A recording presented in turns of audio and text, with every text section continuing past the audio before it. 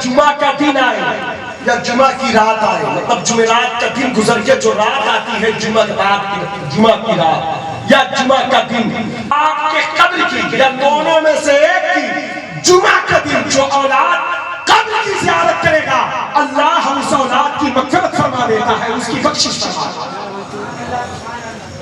آپ جانتے ہیں یہ فیض کہاں سے آیا؟ باپ کی قبر میں فرمایا منظارہ قبری وجبت لہو شفاعت، ماں کی قبر میں یہ فیض حضور کی قبر کا فیض آتا ہے جمعہ کے دن۔ فرمایا جس نے میری قبر کی زیارت کی اس پر میری شفاعت راضی ہوئی۔ یہ حدیث شریف صرف مدینہ منورہ کے لیے، لیکن جمعہ کے دن جو بارگاہ مصطفیٰ کا فیض ہے ایک اولاد کے لیے، وہ فیض اس کی ماں کے قبر کے ذریعے اولاد کے لیے جاری ہے۔ اس لیے اگر ماں باپ کی قبر آپ جس شہر میں رہتے ہیں اسی شہر میں ہے تو جمعہ کے دن ضرور جا کر کے اس قبر کی زیارت کریں، ماں کی قبر ہو یا باپ کی۔ اور جب تک ماں باپ با حیات ہے تب تک ان کے چہرے کو محبت سے محبت سے دیکھا جائے۔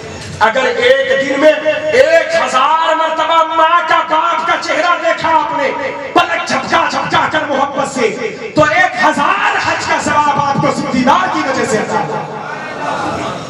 آپ کہہ سکتے مولانا صاحب اتنا بڑا انعام کیوں مل رہا ہے؟ ہم نے کہا یہ ماں باپ کا مقام ہے، اللہ دے رہا ہے تو آپ کو لینے میں تکلیف ہو رہی ہے، اللہ دے رہا ہے تو لیتے جائیں۔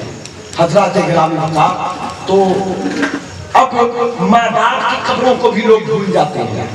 10 سال کے بعد 5 سال کے بعد پڑوسی رشتے دار بڑے بڑے عزیز و اقارب قبر کا نشان بھول گئے، پتہ بھول گئے، کسی نے نہیں پہچانا ہم کو، لیکن ہم نے زندگی میں ایک عمل کیا تھا، اپنے نبی پر 50 بار درود پڑھا تھا۔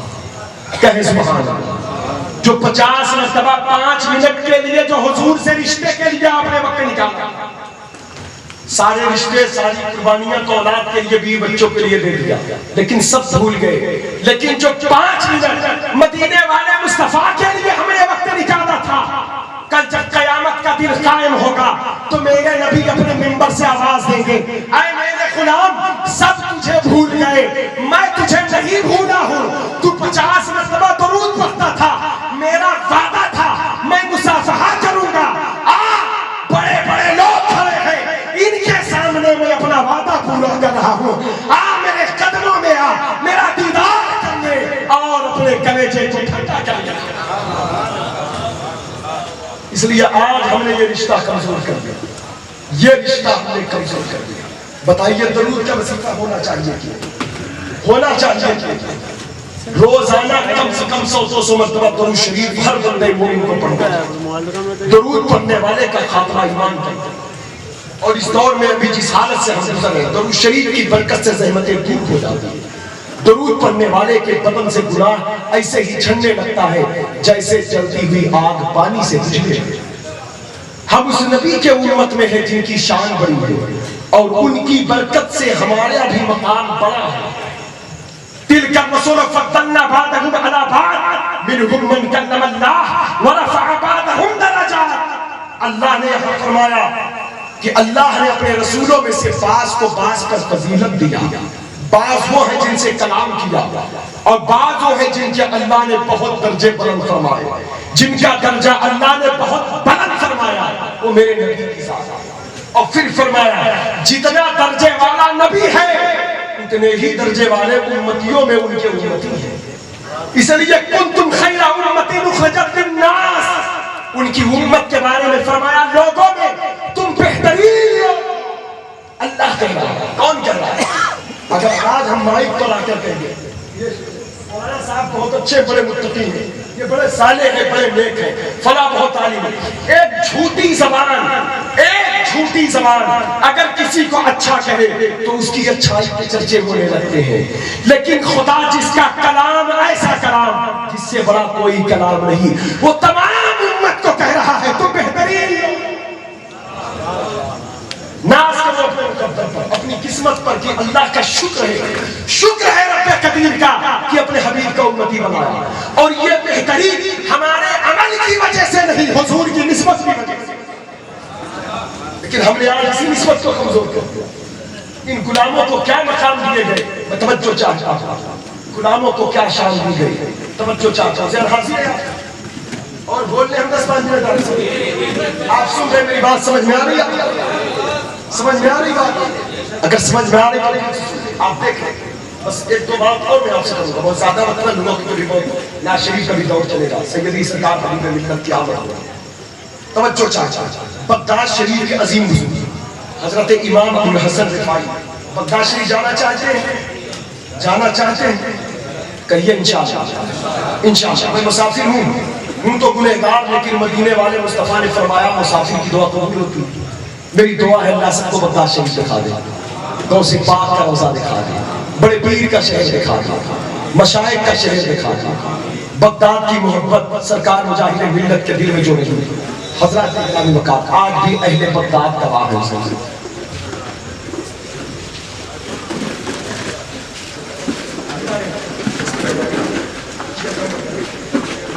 نعرہ تکبیر, نعرہ تکبیر, نعرہ رسالت, مسلک اعلیٰ حضرت علماء اہل سنت سرکار حضور حبیب ملت, فیضان حضور مجاہد ملت. نعرہ تکبیر, نعرہ رسالت, عظمت والدین کانفرنس. نعرہ تکبیر, نعرہ رسالت, پیر طریقت رہبر راہ شریعت حضور شاہ حبیب ملت. نعرہ تکبیر, نعرہ رسالت.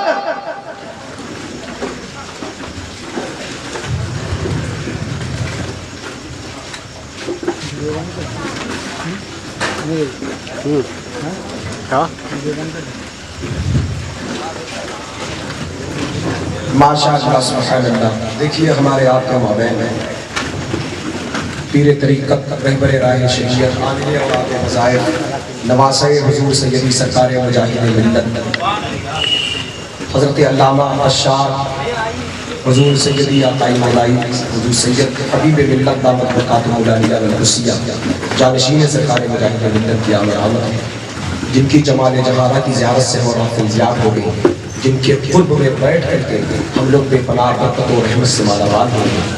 اور یقیناً حضرت کے جمال کی ذریعے برکت سے سرکار مجاہد ملت کی نظر ہم پر رہا. اللہ تعالیٰ فیض مجاہد ملت سے مالا مال فرمائے. شنیدم کی در روز امید و بیم بدارا ببخشش بنے کا کریم. مولانا روم کہتے ہیں میں نے سنا ہے قیامت کے دن بڑے بڑے گنہگاروں کو اللہ پاک اپنے نیک بندوں کی نسبت کی وجہ سے بخش دے گا. یہ نسبت کو معمولی نہ سمجھے, اپنے نیک بندوں کی نسبت کی وجہ سے بخش دے گا. شیخ سعدی فرماتے ہیں ہر کی خواہد ہم نشینی با خدا او نشینت در حضور اولیاء. اگر تم چاہتے ہو کہ ہمیں اللہ کا قرب مل جائے تو تمہیں چاہیے کہ تم اللہ کے نیک بندوں کے پاس, اللہ کے دوستوں کے پاس اٹھا بیٹھا, ان کی صحبت میں رہا کرو. تو لہٰذا یہ نسبت بڑی چیز ہے. تو یہ لمحہ جو میسر آیا حضرت کا, یہ سرکار مجاہد ملت کے فیض و برکات کا ایک بہت اہم ذریعہ ہے میرے اور آپ کو حاصل کرنے کا.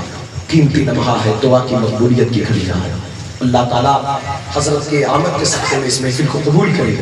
سرکار غوث و خواجہ سیدی سرکار اعلیٰ حضرت حجت الاسلام حضور مفتی اعظم ہند سرکار مجاہد ملت کے فیض و برکات سے ہم سب کو اور تمام احباب اہل سنت کو اللہ مالا مال فرمائے.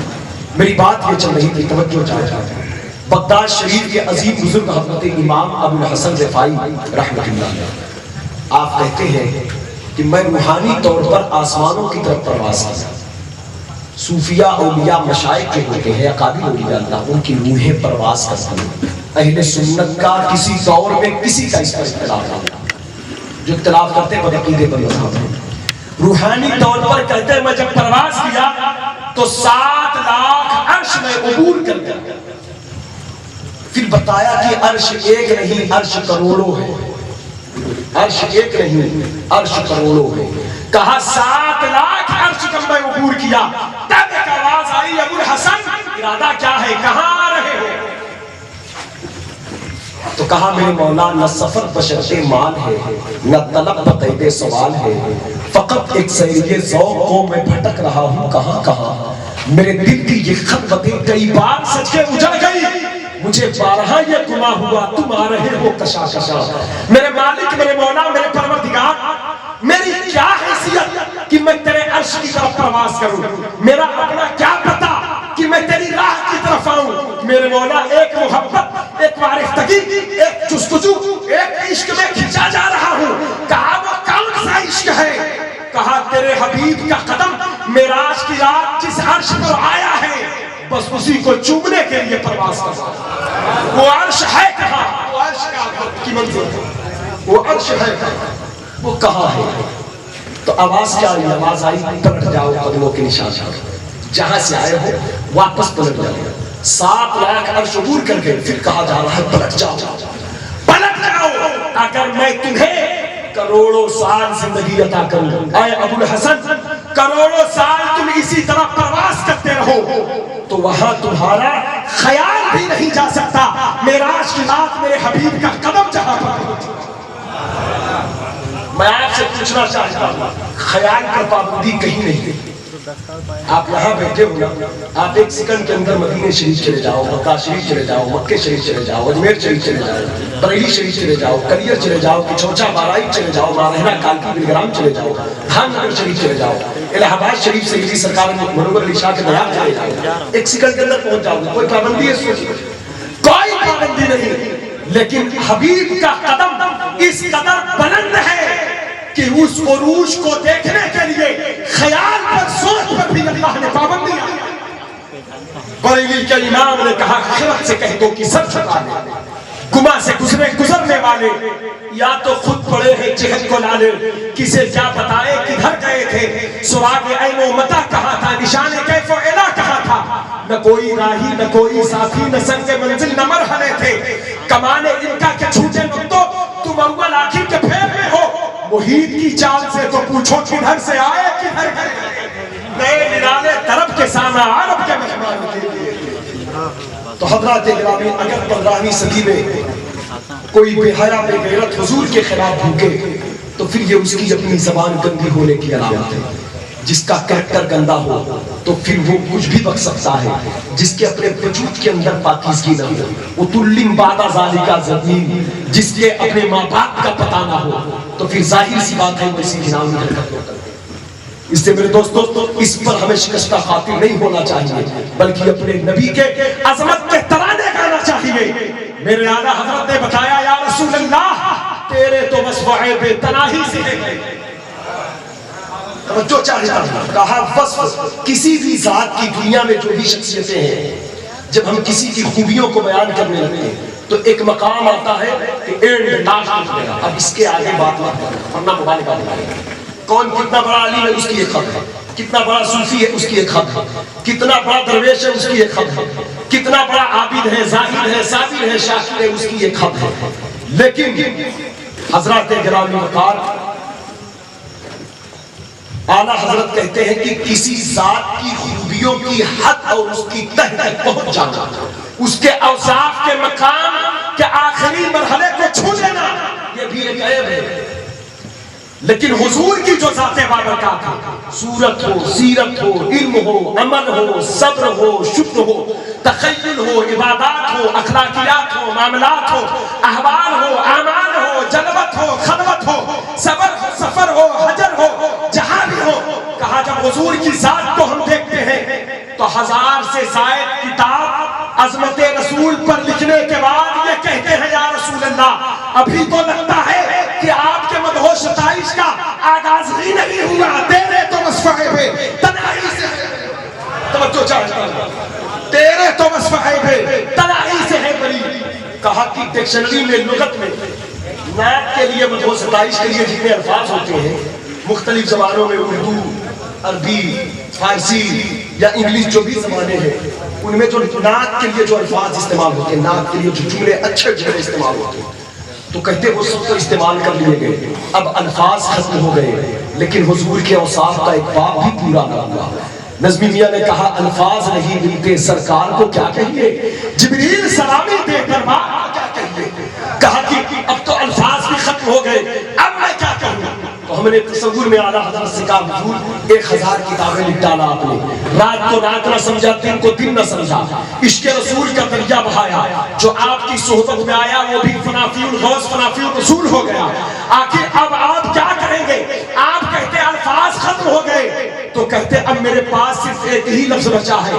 ہم نے کہا وہ کیا ہے؟ کہا حیران ہوں میرے شاہ میں کیا کیا کہوں۔ اب عقل حیران ہو گئی، اب سوچ اور فکر حیرت زدہ ہے۔ حیران ہوں میرے شاہ میں کیا کیا کہوں تجھے، لیکن رضا نے ختم سخن اس میں کر دیا، خالق کا بندہ خلق کا آقا کا۔ اس لیے ساتھ مصطفیٰ کی صورت کا سیرت کا مطالعہ کریں، اپنے بچوں کو پڑھائیں اور بچوں کو بتائیں حضور کیسے سے۔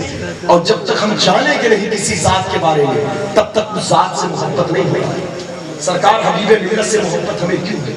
اٹھنا بیٹھنا دیکھتے ہیں، چلنا پھرنا دیکھتے ہیں۔ سرکار مجاہد ملت کی یاد تازہ ہے، حضرت کی عبادت ریاضت جانتا ہے۔ جو حضرت کو جانتا ہی نہیں تو محبت کہاں سے؟ محبت تب ہوتی جب کسی کے جلوت خلوت صورت سیرت کردار اخلاق دیکھو تو آٹومیٹک محبت پیدا ہو جاتی ہے۔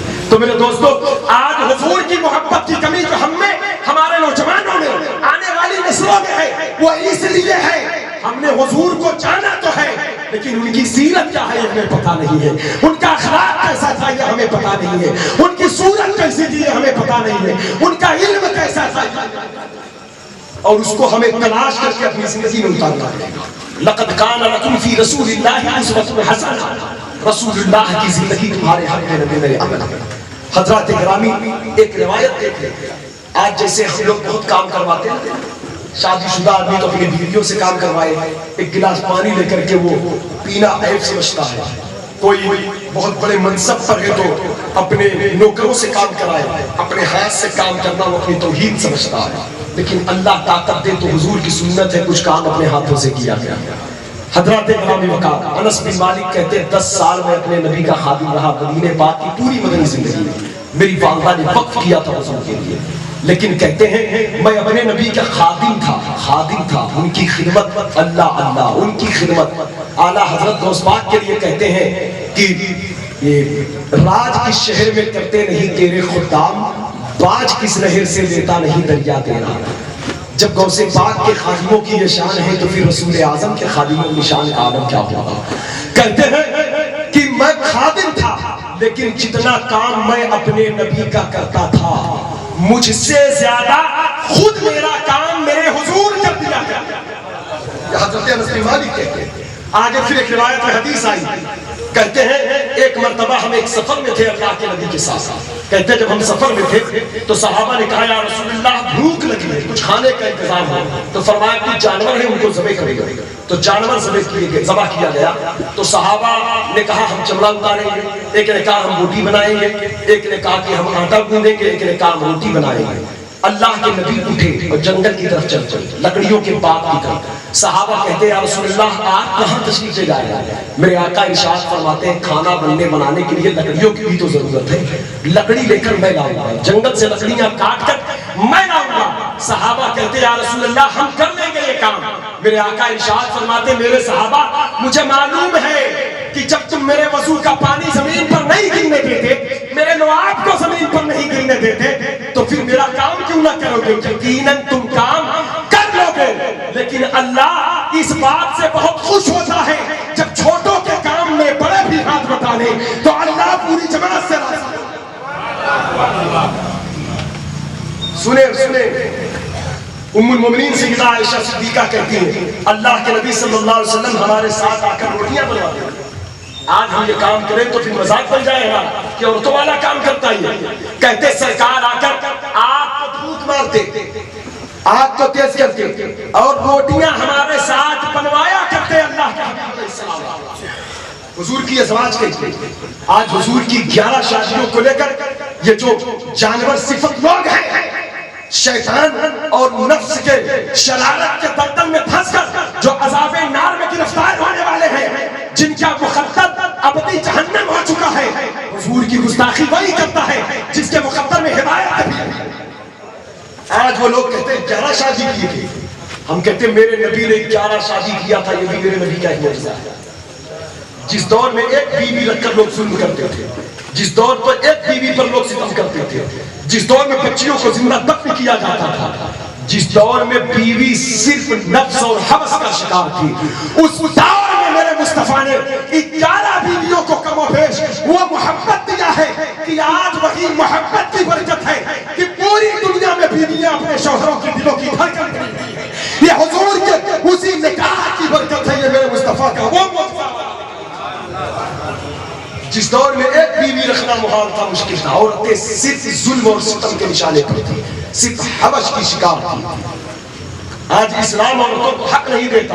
تم آج یہ بات کرنے آئے ہو، ہمت تھی تو اس وقت بات کرتے، کہاں تھے تمہارے باپ دادا جب تمہاری بچیوں کو زمین پر زندہ دفن کیا جا رہا تھا؟ بچیاں مکے میں گاڑی جا رہی تھی، زندہ دفنائی جا رہی تھی۔ میرے آقا سیدہ مخدومہ کائنات بی بی زہرا پاک کو گود میں لے کر آتے، کہتے لوگوں تم بچیوں کو دفن کرتے ہو، ارے یہ دفن کرنے کی چیز نہیں، یہ پیار کرنے کی چیز ہے، اور معمولی پیار انہیں نہیں چاہیے، انہیں ایسا پیار چاہیے کہ فاطمہ تو بناتم منی، فاطمہ میرے جسم کا ٹکڑا ہے، اگر یہ روتی ہے تو مجھے تکلیف ہوتی۔ آج جو بیویاں دلوں کی، بچیاں دلوں کی دھڑکن بنی ہے، تو میرے دوستو یہ تعصب رکھنے والے جن کے مقدر میں ہدایت نہیں، کل بھی یہ بکتے تھے، آج بھی بکتے رہیں گے، لیکن ہم کو اس سے مطلب نہیں، ہمیں چاہیے ہم عشق رسول کے راہوں کے مسافر بنیں، اپنے دین کے معاملے میں ہم مضبوط بنیں۔ اور چلتے چلتے میں ایک بات یہ کہہ کر رکھتا ہوں، ہماری نسبت ہمارے نبی سے، ہماری غلامی کا رشتہ مضبوط ہونا چاہیے۔ آپ دیکھیں یہ موبائل کا دور ہے، سوشل میڈیا کا دور ہے، موبائل کی ضرورت ہر شخص کو ہے، میں بھی رکھا ہوں، سب رکھیں، ہر آدمی کی ضرورت ہے، لیکن بہت سارے بچے اس سے تباہ ہوئے ہیں۔ اس میں کھلاؤنی گندی فلمیں دیکھتے ہیں، ننگی تصویریں دیکھتے ہیں۔ یہ نکاح ہے، نکاح، اس کو خود پاک رکھو، مرنے کے بعد انہی آنکھوں سے قبر میں حضور کو دیکھنا ہے۔ بولے دیکھنا ہے کہ نہیں؟ سرکار کا دیدار کرنا ہے کہ نہیں؟ فرماتے نا اعلیٰ حضرت قبر میں لہرائیں گے تا حشر چشمے نور کے، جلوہ فرما ہوگی جب طلعت رسول اللہ کی، اور خاک ہو کر عشق میں آرام سے سونا ملا، جان کی اکسیر ہے الفت رسول اللہ کی۔ ان آنکھوں کو بچا جا، غلط چیزوں کا نگاہ کا استعمال نہ کریں۔ ایک بزرگ کا واقعہ سن لیں تو اس سے ہم کو بھی آپ کو بھی نصیحت مل جائے گی۔ غوث پاک کے سلسلہ قادریہ کے عظیم بزرگ ہیں، نام میرے ذہن میں نہیں آ رہا اس وقت، ان کا ایک مرید ان کی بارگاہ میں حاضر ہوا، اس نے کہا حضور بزرگی کیسے ملتی ہے؟ بزرگی تو کہا کون سی بزرگی؟ کہا اللہ کا قرب، اللہ کی دوستی، اللہ کی بارگاہ میں مقام مرتبہ، یہ کیسے ملتا ہے؟ کہا بیٹا یہ تو بازار میں ملتی ہے۔ کہا حضرت بازار میں یہ چیز ملتی ہے؟ کیا کوئی سبزی ہے؟ کیا کوئی انڈا گوشت مسالہ ہے؟ یہ بازار میں؟ کہا بیٹا ہاں یہ بازاری چیز ہے۔ حضرت میں تو سمجھا آپ مسجد بتائیں گے، تہجد کے وقت کی خبر دیں گے، آپ کہتے ہیں یہ بازارو چیز ہے؟ کہا ہاں بیٹا یہ بازارو چیز ہے۔ کہا وہ کیسے؟ کہا میرے بچے جب بازار جایا کرو تو نظر کو پاک رکھا کرو۔ اس دور میں کوئی موبائل تھا نہیں، اس دور میں بازار ہی جتنے کی جگہ، حدیث شریف بھی سب سے زیادہ شرارت کی جگہ جو ہے وہ بازار ہے، اور سب سے اچھی جگہ مسجد ہے۔ اس لیے بازار میں فضول وقت نہ کم دے کر کے ضرورت پوری کریں، لیکن کم وقت دے کر زیادہ وقت مسجد میں دیا گیا۔ مسجد کا مطلب مسجد میں دیں یا اپنے گھر میں پوری زمین بھی ہمارے لیے مسجد ہے، یعنی اللہ کو حضور کا ذکر کریں، اللہ سے معافی مانگیں، گناہوں سے معافی مانگیں۔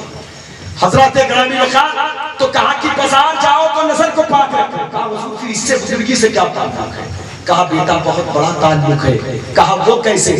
کہا مدینے والے مصطفیٰ صلی اللہ علیہ وسلم ارشاد فرماتے ہیں کہ جس بندے کی نظر پاک ہوتی ہے اس کو اللہ پاک عبادت میں لذت دے دیتا ہے، عبادت میں سجدوں میں نور دیتا ہے، تلاوت کا فیض جاری ہو جاتا ہے، دعاؤں کی مقبولیت کے آثار اس پر ظاہر ہو جاتے ہیں۔ وہ عبادت میں الجھن کا شکار نہیں ہوتا، نہ گرمی روک پائے گی نہ سردی روک پائے گی، وہ لذت میں ڈوب جائے گا تو ڈوب جائے گا۔ تو کہا حضور بس مسئلہ سمجھ میں آ گیا۔ کہا بیٹے کیا سمجھا؟ کہا میں یہی سمجھا کہ لوگ 40 سال عشاء کے وضو سے فجر پڑھ گئے، کبھی نہ تھکے، لیکن 2 رکعت فجر کی نماز ہم پر لوڈ بن گئی، رمضان کی 20 رکعت تراویح ہم پر بوجھ بن گئی، ظہر میں دوپہر کی دھوپ مسجد تک جانے کے لیے پاؤں میں زنجیر بن گئی۔ پتہ کیا چلا؟ یہ کوتاہی، یہ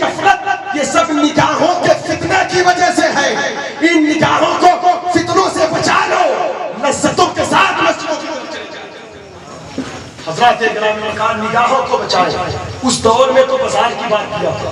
سرکار سیدی حضور حبیب ملت کی موجودگی میں اگر حضرت کے قدموں میں بیٹھ کر میں آج یہ بات کروں گا تو ہر بارات میں، ہر ولیمے میں، ہر نکاح کی محفل میں، پلین میں، سفر میں، خرید و فروخت میں، تجارت میں، مارکیٹ میں، اور جو جہاں ہے وہاں اپنی نگاہوں کو پاکا، نظر سے پاکا، حیا کا تقدس، حیا کا زیور پہناؤ نظروں میں. حوث کی نگاہ سے کسی کی طرف نظر، غلطی سے نظر چلی جائے تو نگاہ نیچی کرے، کیونکہ یہ نظر، یہ نگاہیں پاک کرنے کے لیے جینا ہمارے نبی نے زور دیا، کسی اور نے نہیں زور دیا. یہ زور ہے اس لیے کہ میرا اللہ پاک ہے اور اس کے حبیب کا چہرہ پاک ہے. اس چہرے کو وہی نگاہیں دیکھیں گی جو نگاہیں پاک ہیں، جو نظر. اس لیے نگاہوں کو پاک کرنے، اللہ کرم نواز ہے، گناہوں کو معاف کرنے والا ہے، غلطیوں کو معاف کرتا. ہم معافی بھی نہیں مانگتے. کتنا بھی بڑا غلطی ہو، خطا کار مجرم انسان، اور اس دور میں پورے ملک کے لوگوں کو چاہیے کثرت سے توبہ کریں. پورے ملک کے باشندوں کو چاہیے اللہ سے توبہ اخلاص کے ساتھ معافی مانگیں، کیونکہ توبہ کرنے سے اللہ رب العزت برکت دیتا ہے، بارش دیتا ہے، اولاد دیتا ہے، رزق میں برکت دیتا ہے. اللہ تعالیٰ دکھ درد میں انسان پھنسا ہو تو تکلیفوں سے نکال دیتا ہے. اس وقت ملک کے حالات دن پہ دن حالات خراب ہونے جا رہے. یہ قریب نواز کا ملک ہے، یہ ملک محبوب الہی کا ملک ہے، خواجہ قطب صاحب کا ملک ہے، یہ ملک ابو علی شاہ قلندر کا ملک ہے، اعلیٰ حضرت وارث پاک کا، مشائخ ماہرہ کالپی بلگرام کا ملک ہے، یہ ملک مجاہد ملت کا ملک ہے. کتنے فکر مند رہا کرتے تھے اس ملک کے باشندوں کے لیے سرکار مجاہد ملت. میں جس زمین سے آیا ہوں الہ آباد سے، جس زمین پر حضرت کے خدمات صبح قیامت تک کوئی فراموش نہیں کر سکتا. آج بھی ہمارے شہر الہ آباد میں کچھ ضعیف عمر کے ایسے لوگ ہیں جو حضرت کی صحبت یافتہ ہیں. سرکار مجاہد ملت کا نام آئے تو ان کی آنکھیں آج بھی بھیگ جاتی ہیں.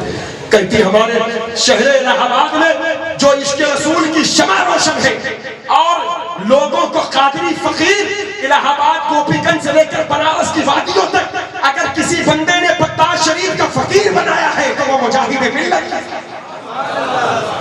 اور یہ وہ حقیقت ہے، یہ کوئی مبالغہ نہیں ہے، یہ وہ سچائی ہے کہ اگر آسمان تک لوگوں کا ہاتھ پہنچتا تو یہ تحریر کو آسمان تک.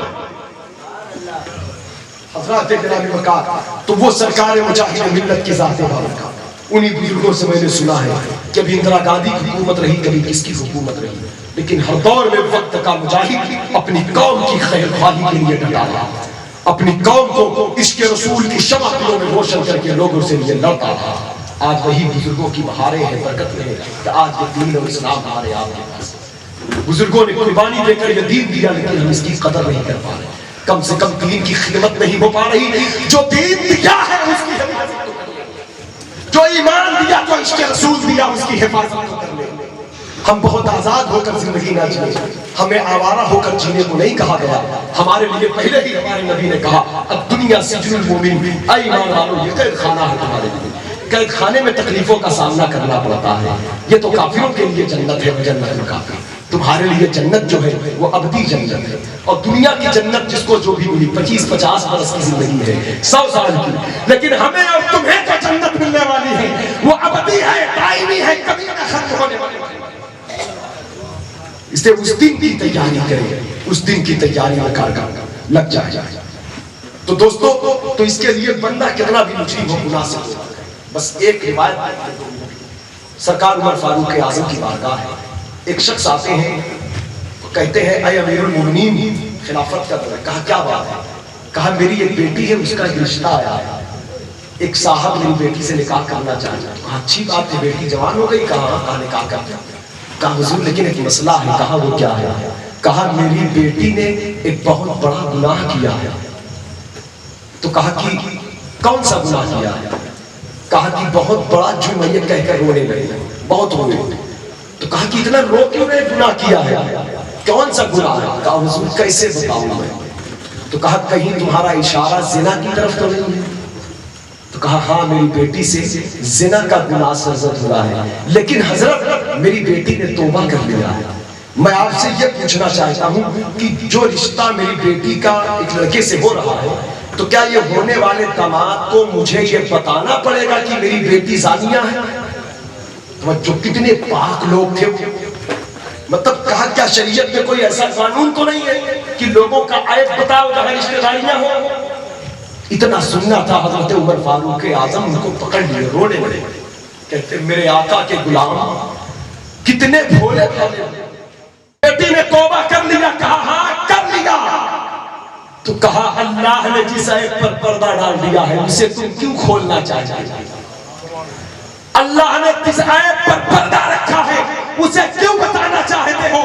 بیٹی نے توبہ کر لیا ہے تو توبہ کرنے والا ایسا ہے التائب من الذنب کمن لا ذنب لہ, جیسے اس نے گناہ کیا ہی نہیں ہے. جاؤ میرا اعلان ہے, اگر تمہاری بڑی بچی تائب ہو گئی ہے, توبہ کر لی ہے, تو اپنی بیٹی کو زانیہ اور گنہگار سمجھ کر نہیں, اسے پرہیزگار سمجھ کر گھر سے رخصت کرنا.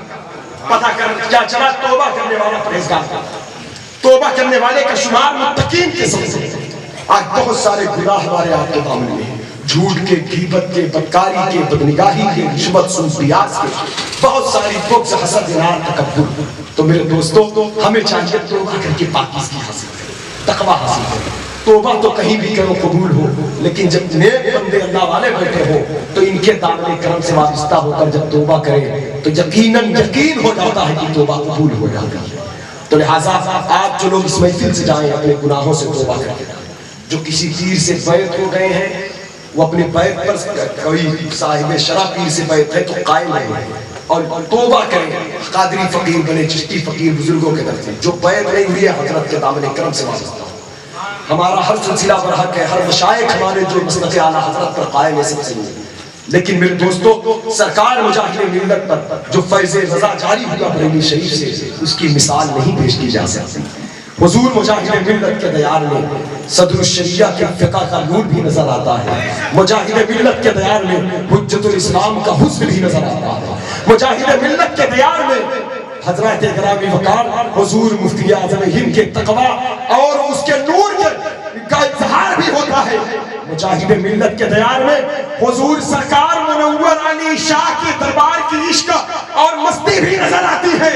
مجاہد ملت کا ہی دربار ہے جہاں قادری میں خانہ سجا ہوتا ہے, پی کے لوگ قادری مستانے جو پی کے ہوش والے کبھی ہوش میں نہ آئے, ہمیں کب عطا کریں گے وہی جام. میری زندگی کا مقصد تیرا نام غوث اعظم, اسی نام نے بنایا میرا کام غوث اعظم. تو وہ جام پلانے, وہ میخانہ لے کر, وہ ساغر لے کر سرکار تشریف لائے ہیں. حضرت کے دامن کرم سے وابستہ ہو, فیض قادری سے مالا مال ہو, فیض رضا سے, فیض غریب نواز سے, فیض مجاہد ملت سے مالا مال. ہمیں چاہیے اپنی زندگی میں انقلاب لائیں, اپنے گھر کے بچوں کو لے کر درود پڑھیں, مذہبی انسان بنیں, ہم دیندار بن جائیں. ایک غریب نواز کے طرح پوری دنیا کی طاقت ان کو نہیں اٹھا سکی, لیکن وہ کامل تھے, سچے تھے. آج بھی روزے غریب نواز سے آواز آ رہی ہے, تم بھی تقویٰ کی طرف, پرہیزگاری کی طرف, عشق کی طرف, ایمان کی مضبوطی کی طرف بڑھو. میں تنہا تھا تو میرا کوئی کچھ نہ کر سکا, چاروں طرف راجے رجواڑے تھے. آج تو تم تقریباً 35-40 کروڑ ہو, میری برکت تمہارے ساتھ ہے. تم میرے دین پر قائم ہو جاؤ. جب تنہا تھا تو کروڑوں نہیں ہٹا پائے, آج کروڑوں ہو تو 10-20 لوگ تم کو کیسے ہٹائیں؟ اس سے پریشان ہونے کی ضرورت نہیں ہے. وَلَا تَهِنُوا وَلَا تَحْزَنُوا وَأَنْتُمُ الْأَعْلَوْنَ إِن كُنتُم مُؤْمِنِينَ, یہی قرآن کا بھی ارشاد ہے. تو اللہ تعالیٰ کی بارگاہ ناز میں دعا ہے اللہ پاک اپنے حبیب کی سچی غلامی دے, سچی عشق دے, حرمین شریفین کے دربار کے حاضری کی سعادت عطا کرے, بزرگوں کے دربار کی محبت دے. بولنے میں, سننے میں کثرت سامن کوئی غلطی ہو, کوئی خطا ہو, اللہ معاف فرمائے. میرے ساتھ مل کر آئیے ہم لوگ, جو کہنے سننے میں غلطی ہو معافی مانگے اللہ سے, تو استغفار پڑھ لیں. استغفر اللہ ربی من کل ذنب واتوب الیہ.